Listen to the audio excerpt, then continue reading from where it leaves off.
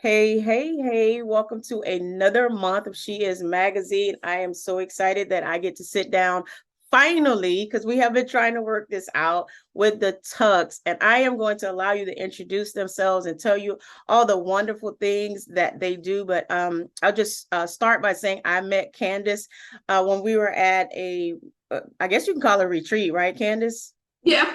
Yeah, when we were Mhm. at an event in Tampa in May, and so I was introduced to her and what she does. Beautiful person, beautiful spirit, and so I always like to connect with people authentically and for real. I'm not that person that says let's do lunch and we never do lunch.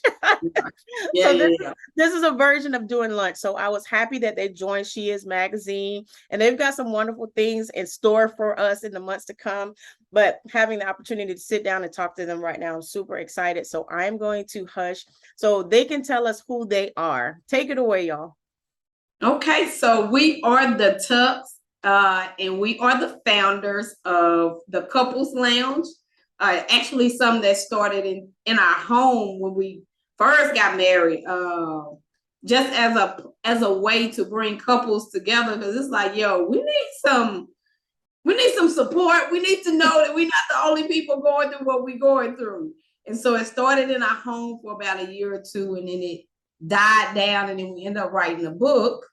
Somebody Oh. should have told me, marriage, do we really know what it's about? Mm-hmm. And as we were going on our book tour to different podcasts, people was like, y'all need your own show. And Yes. so that developed into a talk show called The Couples Lounge. Mm-hmm. And I'll let him tell y'all a little bit about the Couples Lounge. Yes, it's something we do live every Saturday. You can watch it via YouTube, Instagram, and Facebook. Not Instagram. Not Instagram? No. Okay, I'm sorry. Not Used to yet. be Instagram. That was it. I guess you took it out. Yeah. Okay. And we do that every Saturday live. Once a month, we do a live show in Duncanville at a barbecue spot, restaurant, if you will. And we do that when we interact with our guests. So we enjoy doing that as well. And the Couples Lounge show, the talk show part, it's pretty much just like we were doing it in our home. Yeah. And we just talk about all things love, marriage, and relationships. Anything that will build up that covenant, Mm-hmm. because it's important and it matters. And Right. so I'm glad you said you like the authenticity of just having a conversation. And that's what our show is like. We say it's live, it's real, and it's entertaining because we are very unorthodox. Right. So, and then we don't think alike on a lot of stuff. So that makes for a great show. So that's who we are. That's cool because I've been kind of deep diving into your Instagram and stuff. And so everything she's saying, y'all, is true. Y'all don't always think alike. And I love the way y'all play off each other. And your husband just be husbanding, doing his thing. So I absolutely love that. So let me ask you this. How did y'all meet? In college. Oh, okay. You had to clear your throat for that. He was thinking back to his Mac game, how he pulled you. I pulled him, but come on. Yeah, we met in college. I wasn't particularly too fond of her in the beginning. I didn't dislike her, but I wasn't fond of her by no means. She wasn't typically my type. I liked it at that time. We called yellow hammers the light skinned girls. I was into the light skinned girls. I wasn't into the chocolate. I told him I'm heaven sent, baby. Right. So it was kind of weird that we linked up, but that's how we linked up. And we met our freshman year. Like, wow. It was doing freshmen, like you know how the freshmen come to the campus first? Right. Yes. So that was our first time seeing him. And the funny thing about it was he had a car. So like all the girls that I had just met, we was like, oh, he got a car. He gonna go to college. It was like 30 minutes to the nearest store. Wow. So we was like, we finna use him. This is gonna be our ride. And he actually took us to Walmart one time, and that was an experience that I can't even believe that we sit here together. That is hilarious. That's a good story. That's a good how they met story.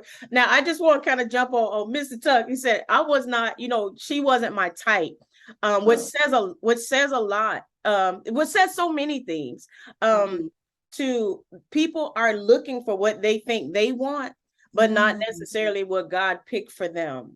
Ooh, Absolutely. that part. Yeah. Yeah, because again, she wasn't nothing that I would have. She was dark skinned and she wore glasses. Like, I didn't want that. Like, are you kidding me? But what made her stand out was the way she carried herself. She seemed like a good girl. And to me, it showed. So she stood out because of that. And then getting to know her was like, dang, I kind of like this little dark skinned girl. How did this happen? I love the fact that you owned that. You own that, and that's so important in marriage. It's like, okay, this wasn't what I was looking for, but this is what I needed. Right. This what this, and it wasn't like he's saying you was, his second choice or whatever. He just didn't know what he needed. Right. You didn't know what you needed. You know what you like, but you didn't know what you needed. Honestly, she's my first girlfriend. Oh my God. I didn't have when I say girlfriend, I mean someone real serious. Girlfriend. I ain't talking about third grade, fifth grade, something like that. High school, I never had a girlfriend. I would talk to someone, but I never brought her home to meet mom and dad. We wasn't doing, the family stuff. Yeah, I didn't do that. I wanted to be single so I could talk to any and everybody. Gotcha. And immediately got to college and got booed up. Just like that. Like, what the hell? I got booed up real quick. So y'all have so much history. See, I love, everybody has a love story. Y'all have so much history. And the fact that this being your first girlfriend, there's a whole lot of course, this being your first girlfriend, there's a whole lot of firsts that's happened in your relationships. Yeah. And so having to learn and grow with somebody and make mistakes with somebody. So we're going to have a part 2, because I gotta hear more of this. I gotta hear more of that part, but we're going to move along to my next question for y'all is, how did you decide that y'all were going to be spiritual relationship coaches and life coaches? How did y'all come to that decision from, we met in college and we were figuring this out, and now we want to coach and help other married couples? What brought that on? I would tell you, Michelle, it was bigger than what we thought. If I could use a TD Jakes sermon quote or title, it started out with me just wanting to do a book. And I tried to do a book with my homegirls. That didn't work out. And I came to him like, babe, you want to do a book? Nope. I don't want to do no book about no. And I'm like, shoot. So I went back and I just couldn't get it going by myself. So I dipped back over here, baby, want to do a book? And I'm like, it would be so beneficial. I had to lay it on. He said no again. By the third time, he was like, okay. And so we wrote the book. And like I said, it just started out, my vision was just a book, not knowing we would end up with what was then, we called it a podcast, but we call it a talk show now because we're really not on a podcast platform. We just do it live on Facebook. So it turned into that. And then somebody just reached out to us and was like, well, y'all counsel us. Now, I'm a degreed counselor, but it was never my intention, because I work in education. So that my intention was never, mine was just the book. That's the only vision that I saw. And it was like immediately, everything just took off. And then once that couple asked us, then it was just like when people would reach out, we would say yes. It became intentional probably about 3 years ago, because I ended up going to get my life coaching certification. And so I would say about 3 years, it became intentional, where it was like, okay, this is what we're going to do it's just to add on to the ministry, because we speak as well. So we were already speaking. Like I said, God just took it and catapulted it into what it is today. His plans are always so much bigger than what we could even fathom. He gives us, I believe everything he gives us, of course, is in seed form. And when we allow him to put the super on our natural, it turns into something amazing. I love that. Yes. And the thing about it is, we were looking at a divorce at 10 years. We were sitting in a counseling office. That part. 10 years into our marriage. Yeah. Again, I mean, and that's, I mean, you know, you talk to people and they're like, oh, we've been married for 60 years. We've been married. But I mean, how many times have you thought about divorcing that same man? Like the real truth is I married the same man twice. Me and my husband could not figure it out. And you know, not having somebody there to work with you, walk you through certain things, and just not being able to figure it out. We didn't know how to be married. So at 4.5 years, we were like, okay, we done ran out of things to do. And people that run out of things to do and don't know how to be married, they get unmarried. So we got a divorce. And it wasn't that we didn't love each other. We just we didn't know how to make it work. So we stayed divorced for 18 months. 18 months. And it's true story. He came over to the house one day. He was like, I'm gonna cut your grass, and the rest is history. We back at this I was like, all right, you cut my grass, and I'm in the house, and he cut my grass, and next thing, I want my family back. I was like, okay, you know, and so, you know, and even after that, even after doing it again, still like, okay, how do we make this thing work? And if we're really honest in relationships, we need help. Every good basketball team has a coach. Every good football team has a coach. Absolutely. Somebody that shows them the plays and helps them win. Yeah. And so I'm glad that you all have made this a ministry and made yourself available for people like, you know, such as myself, who just really couldn't figure this thing out. Yeah. And that's actually the coaching part of the Couples Lounge is we will win. That's the coaching part of it. And it is winning in life. And that's so good. You done drop a couple of nuggets on here that I'm like, take all of it. Yes, because the thing about it is we have told the story of me not being what he envisioned and me jokingly like heaven sent, but we've never had that spin on it of how people are looking for one thing and God has something else for them. So you done added to the packaging, right? The packaging doesn't look like what we think. And it's kind of like when you go to the store, it's like, you know, like they said, you never judge a book by its cover. You just don't know. And I love how God uses, you know, our uniqueness and what we didn't expect. And he's like behind the thing that we wouldn't pick up. And I love that about him. Love that about him. Yes, so y'all got a cool story. Thank you. So how do you define what is your definition of happily married, Mr. Tuck? What is your definition? People always say, you know, I'm happily married. What does that mean? What does that even mean? And to me, that's each his own answer, because what I may consider happily married, you may not. So let me speak on what's happily married for me. Happily married for me is when we emotionally engage, financially, spiritually, sexually. When we're all together, that's when I'm the happiest. Now, you may have one and be struggling in two other areas at this particular time in your marriage. And people don't speak on that you're always happy. You're always loving and liking your spouse. There'll come a point where you may not like your spouse at this particular moment. There may come a point where emotionally y'all kind of not, you know, vibing, financially we're not on the same page. But when you're all mixed in there together, man, that's a happiness that is hard to explain. That makes everything in life better. Sex is that much more powerful when you all connected, when you're happy, married. So I would say that would be for me. Oh, that was deep. That was dope. No, seriously. Like when all that stuff working together. Yeah, because sometimes, you know, in the marital bed, honey, if you got bills on the nightstand.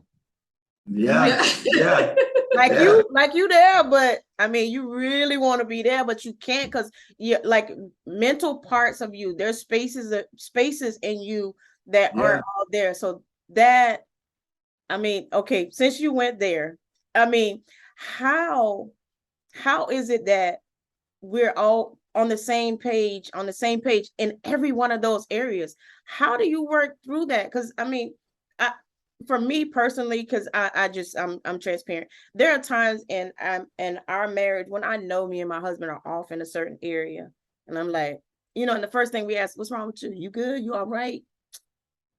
And a lot of times it's the men who can't say, "No, this is my issue." Yeah. So Absolutely. can we talk about that, Remon? Can we talk about that? Yes, absolutely. Men are very silent when it comes. Well, I got you on. I'm gonna get it all.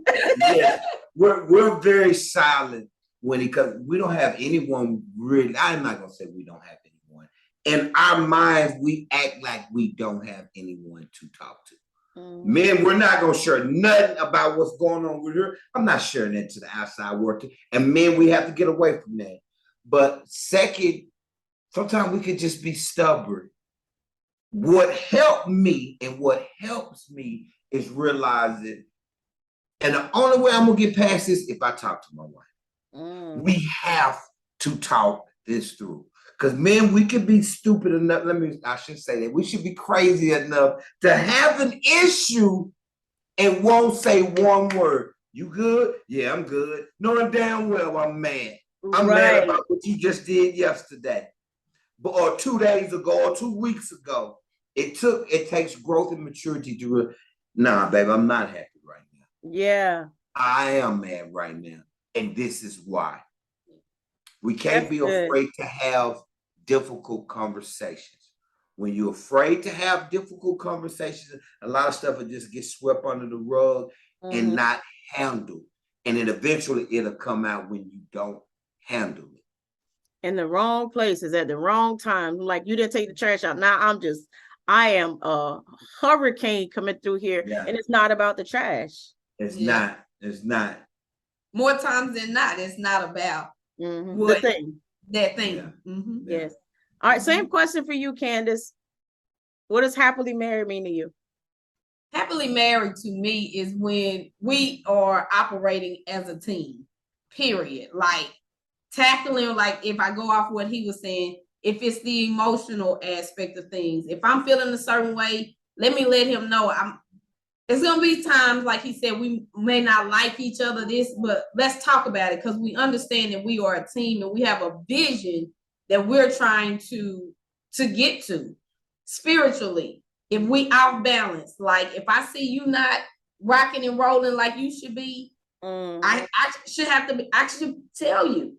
If I see you not showing up in the world as your best and greatest self, I should tell you. So I think happily married is when we realize we are on a team together, and despite whatever we go through, we are going to put the marriage first and not us individually. Like, let me make sure I'm good and not worry about you. Like we was talking earlier on our show, is having that balance. Like, let me check myself, because everything starts first with me. Right. But also I got to care enough about him to make sure he good, to check in on him, or to say, okay, we off on our vision. So it is putting the marriage first, and whatever come up, let's handle it together and not attack each other, because stuff is gonna come up.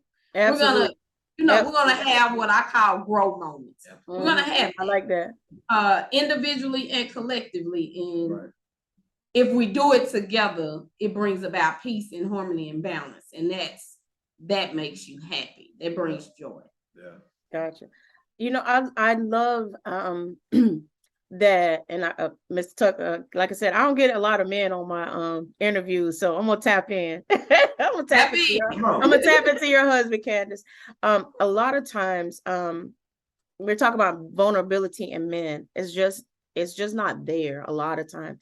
And I'm reminded of this song that Alicia Keys sings, and it's called Diary. And one of the things she says, she's asking, let me be the pages of your diary. And so yes, I'm gonna have to go listen to that song. Girl, it's called Diary. So she's talking about, she starts with lay your head on my pillow, and wanting to create such an atmosphere where he'll share things with her as if she was his diary. And so give us some tips, something where we can adjust ourselves to be that person for our mate, where you feel like, okay, on these pages is where I can expose my most intimate self and not be judged. And the only person that has access to the diary is the writer. And so the writer, if you don't open the diary, if you don't bring it up, then it's not my job to bring it up. The diary doesn't go and say, hey, look, remember when you said this? The diary is not accusatory. The diary never comes back around and said, but you said this, now you're doing that. Yeah, yeah. So creating a world where that is okay. Because I've seen too many, I just seen in my own life, I've seen it happen too many times where I'm like, but you could tell me, but you could tell me. And then there's a hesitancy. And I have to take ownership of that. And I'm real big on taking ownership. Like if it's my stuff, I'm gonna say, yeah, I did that. Yeah, that's me.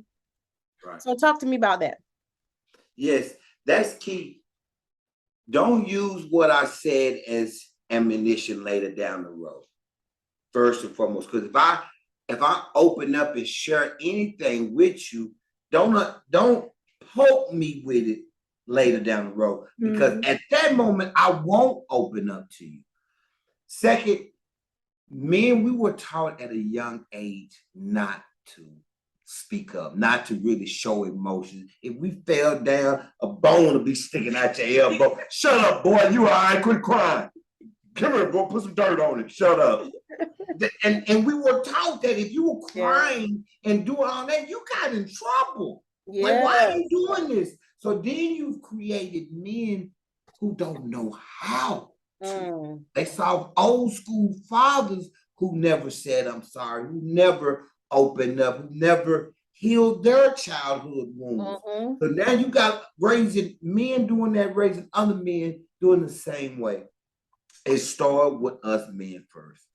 I'm not putting that on the woman. It starts with a man to know when he needs to communicate with someone, and being strong enough to do it in spite of it's not feeling right. This is not, if this is what's going to save your marriage, is you sitting down talking to your woman, you better sit down, talk to your woman. Don't let your pride, ego, stubbornness destroy your marriage.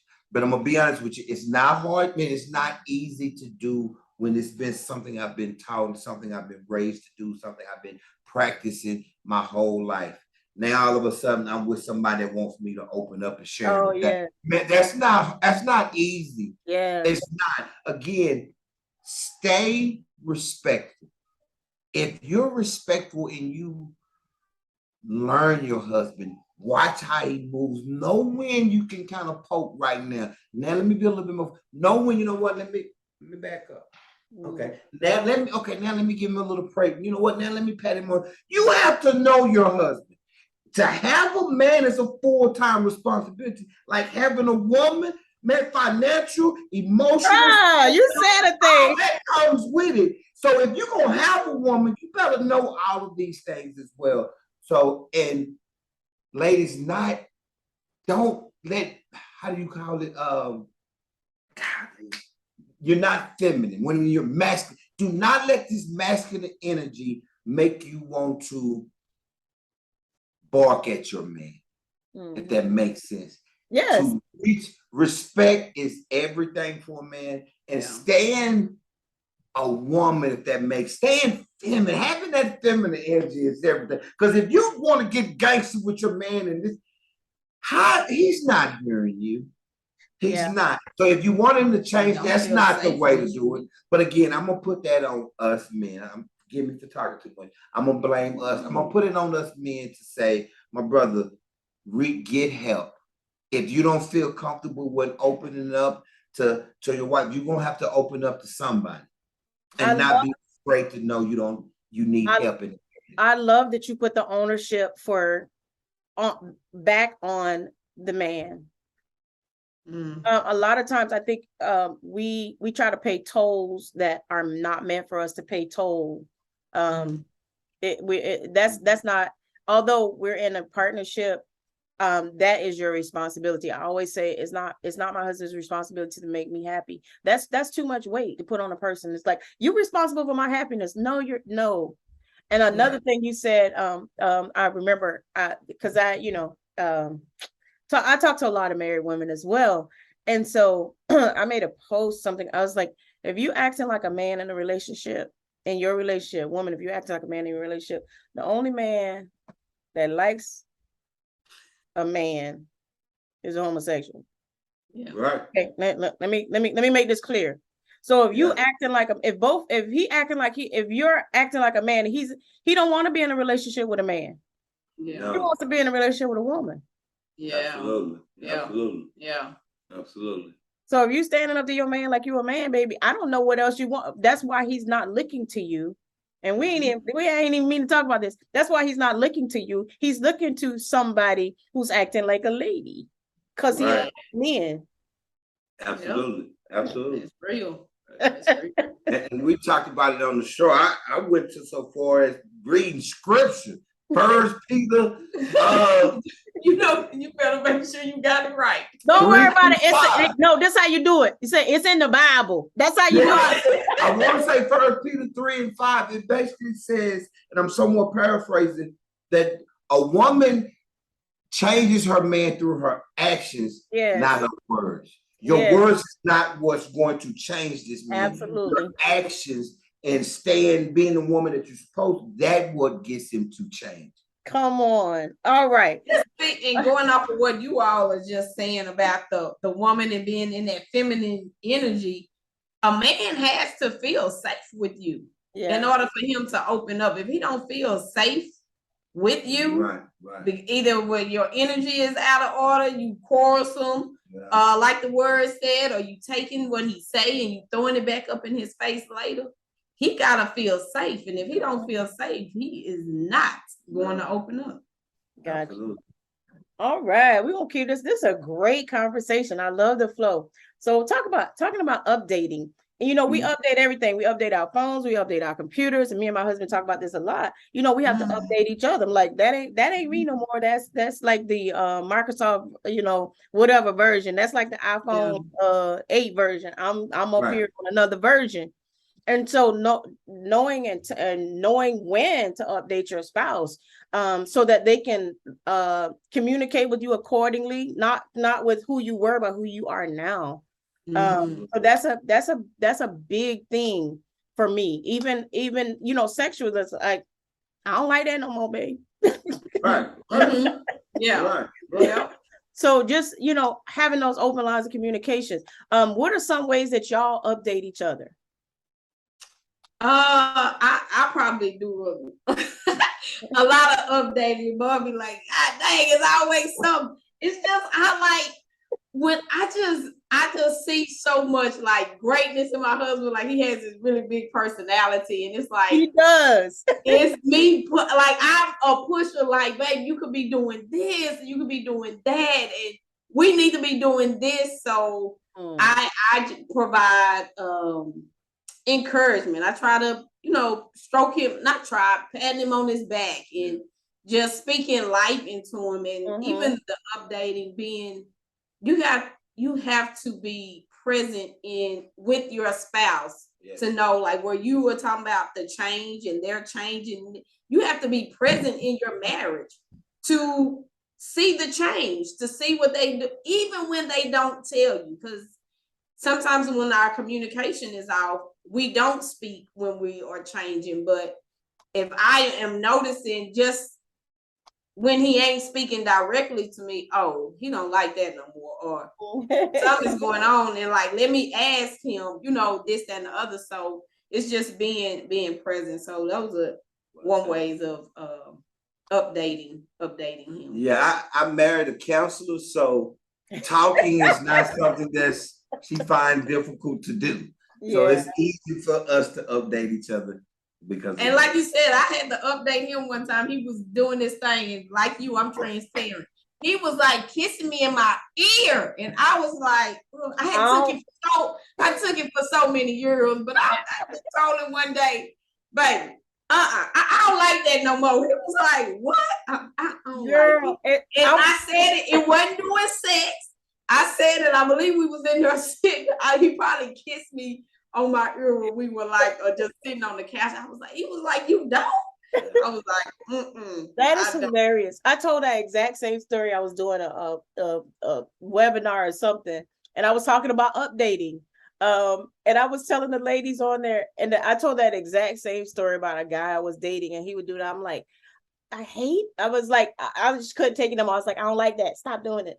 Yeah. And don't do that no more. So important. Man, yes. that updating is so important because, like you said, we are changing. Yes.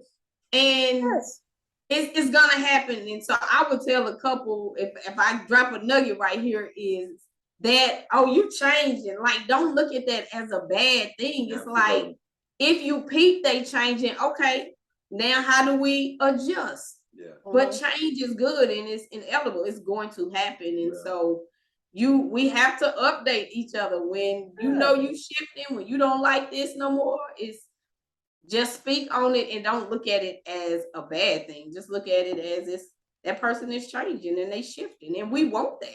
Absolutely. And updates allow for optimal performance. Yes. Oh, I like that.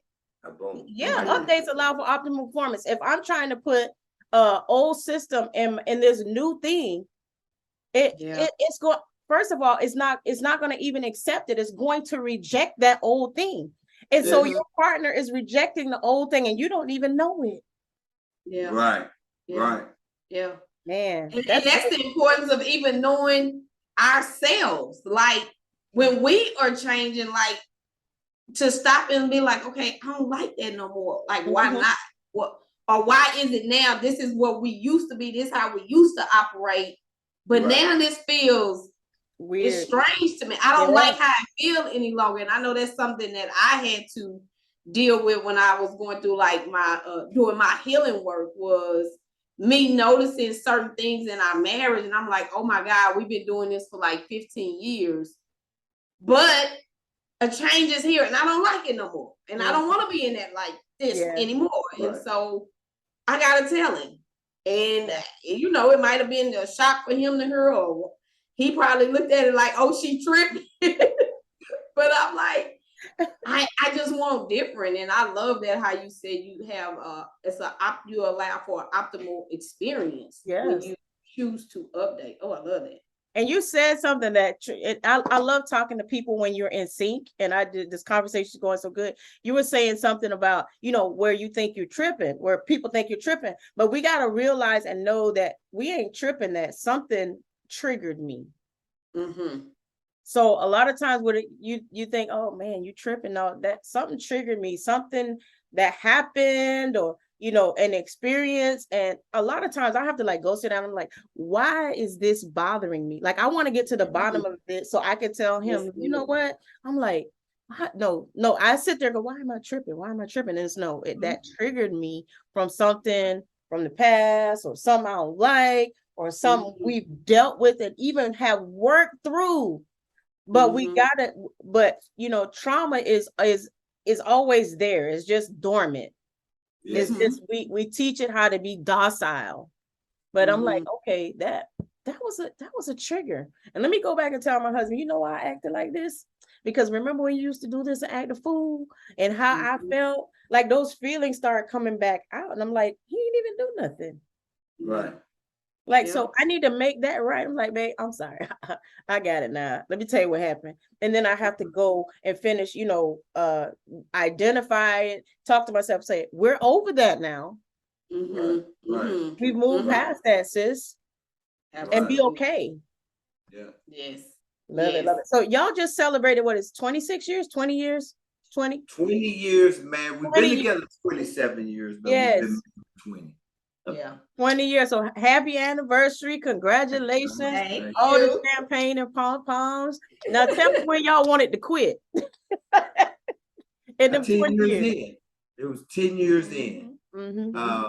We both were thinking it, but never really said that to each other. I was thinking, man, I don't know about this right now, dog. I don't really know if she was thinking it.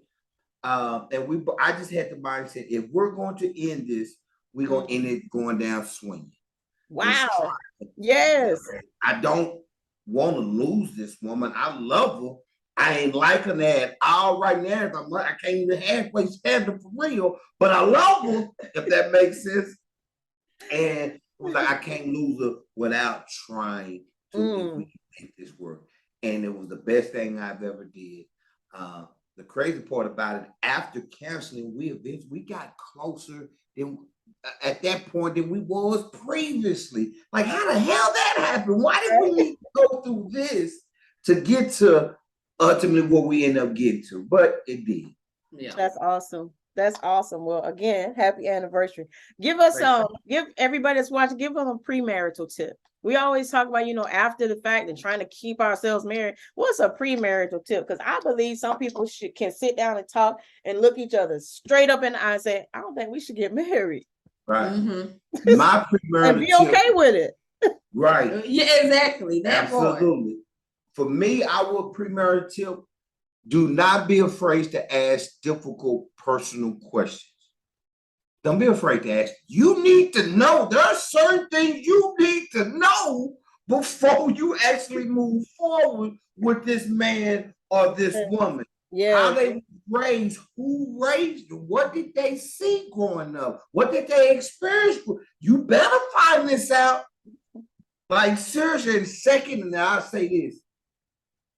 And it seems so easy. Wait to have sex.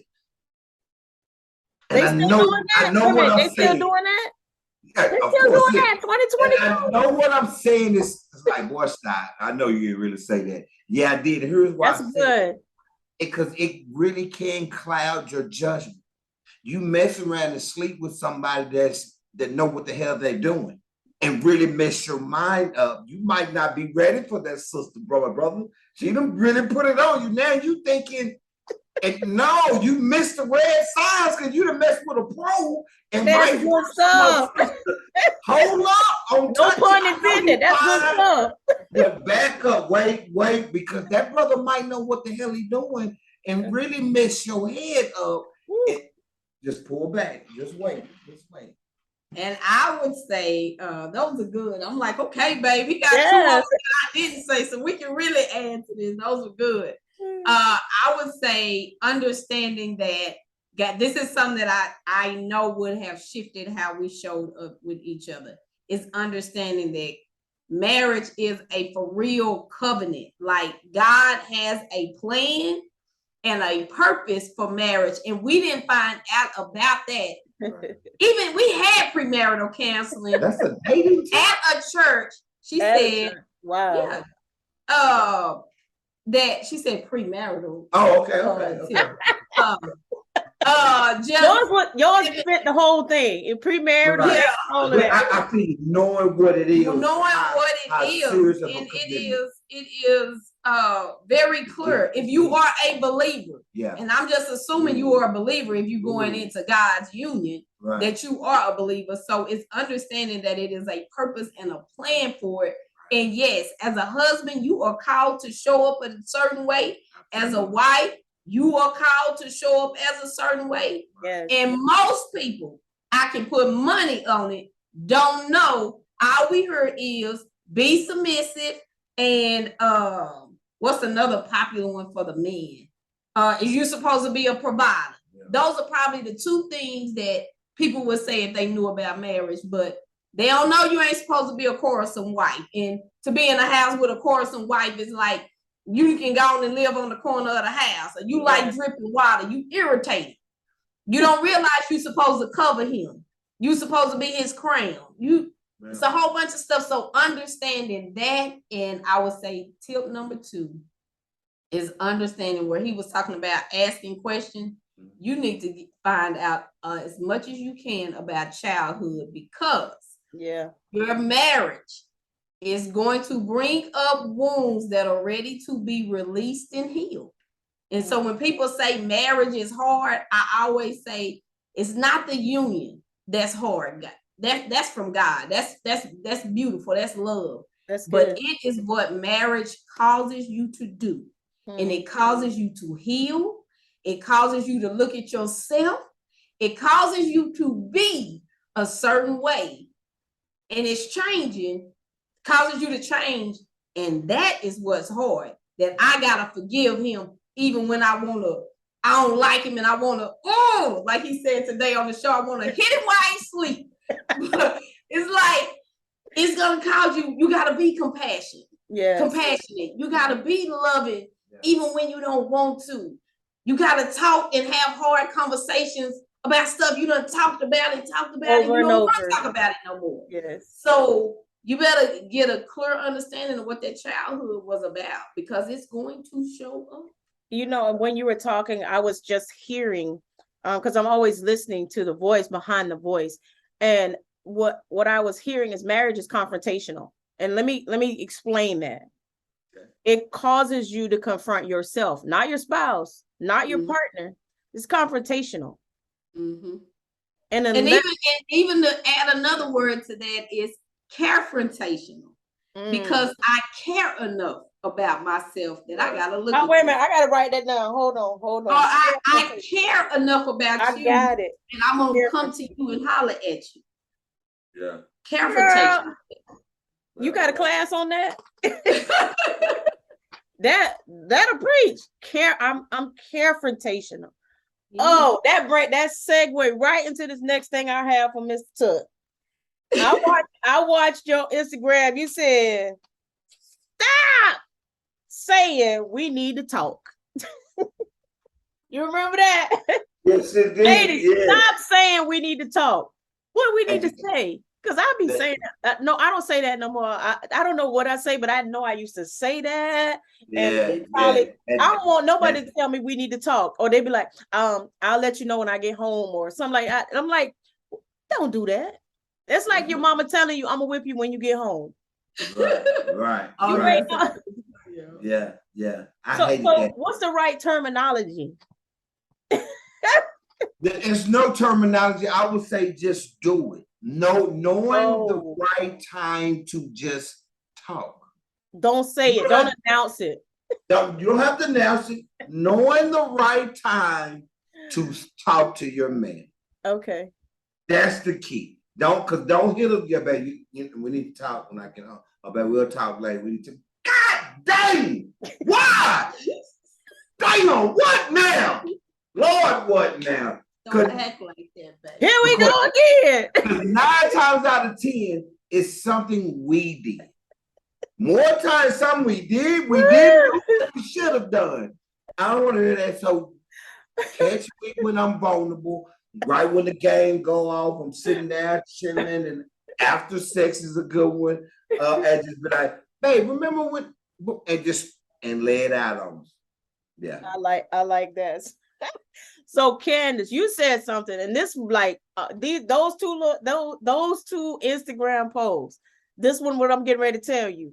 You said 2 people can be in the same relationship, but having different experiences. I was like, yeah.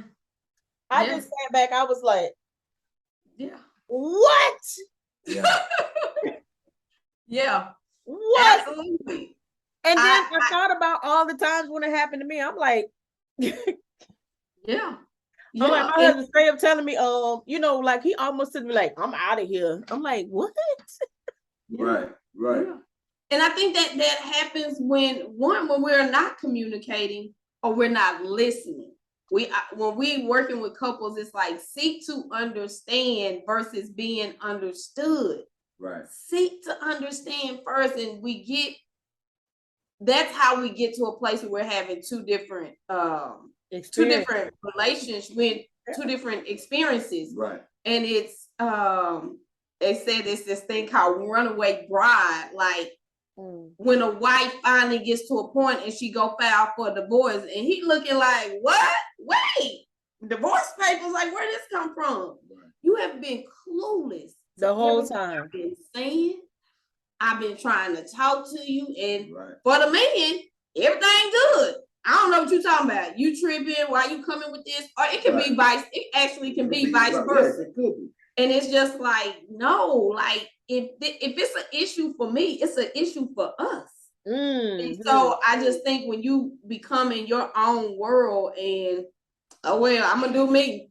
I'm happy. You ain't happy. Oh well, this, that, and the other. And then y'all are your roommates, and you having two different experiences. And although I'm trying to talk to you, I'm trying to tell you I need this, I would like this.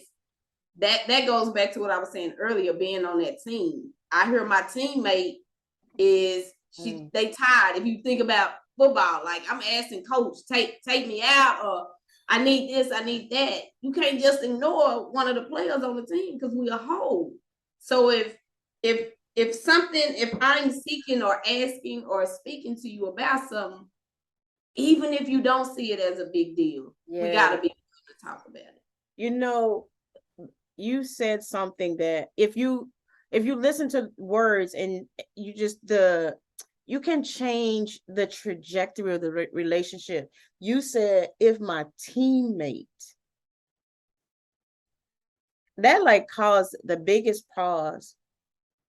If something is wrong with one of my teammates, and I'm reminded of when my son played basketball, and like when he was young, and you know how the kids, if one of the kids get hurt, they stop the game, and then everybody takes a knee and they wait. Oh yeah. And they wait. Oh, everybody, everything stops because not because of the other five, but because of the one. And the other team stops, and the other coach stops, and everything is at a standstill until we make sure that that one person is okay. And then we cater to that one person, and we wait. And usually the time the kids ain't really hurt. Just like, get up, boy. So, but we do the whole theatrics. You know what I'm saying? But that is my teammate, and me pausing to show that I care.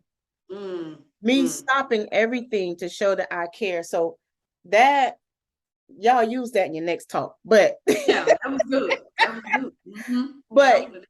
But if I treat my marriage like that, I gotta stop. No, I'm not coming. I'm not answering the phone. I gotta make sure that this one person, my teammate is okay. And we're a team of two. You know what I'm saying? And so then when the kids, he's all right, and they stand up and everybody just starts clapping and rejoicing. And then we can get back to the things, the doing of things. But until we stop and cater to that person, and I know it's easy in marriage to be like, man, he tripping again, let him fix it. I'm tired, and because we're human. Yeah. But yeah, that was key right there. My teammate. Yeah. I love that. Man, this has been the Tux, y'all. Wow. I so appreciate your ministry and what you offer. Tell people how to get in touch with you, what you got going on, how they can join you on all your social media platforms. And I'm looking forward to doing this again. Okay. So all the platforms are the Couples Lounge. The Couples Lounge. Facebook, YouTube, Instagram. We got to get I messed up some on our TikTok, but our TikTok is where we give us a few on that. And so everything is the Couples Lounge. If you're in the DFW area, even if you're not, this is something that I would ask that if you have a ministry to get your people together on August the 18th is National Couples Day. So what we're doing is doing a big date night. And where everybody that follows the Couples Lounge, they want to go, we're going to go bowling. So that's our next upcoming thing.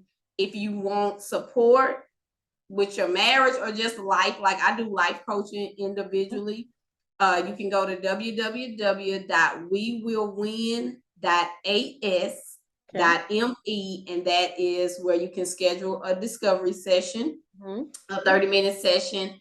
And the Couples Lounge website is not up to date, but you can go to my website, www.candacetuck.com.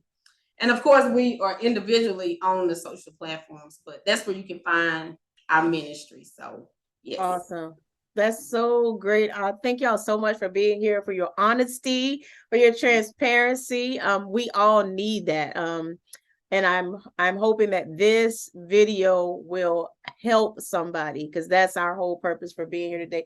Although it was very entertaining and very educational, I am praying that somebody who was thinking about giving up, somebody who doesn't know how to communicate, or somebody who's just, they're struggling, that they'll be able to reach out, and this video will be a resource. So thank you all so much for your time today. I thank God for your covenant and for your story. Thank you. Thank you, Thank Michelle, you for having us. Absolutely. And we got to do this again. Absolutely. Sure. And we got to do a live version of this, because if y'all like this on camera side by side, we're going to be doing the usher. Watch this. Watch this. Absolutely. Look, and we're in the same state. So if anything manifesting up there in San Antonio with speaking opportunities or whatever, just let us know. Absolutely. Thank you all so much. Enjoy the rest of your Saturday. All right. Thank you. Talk to y'all soon.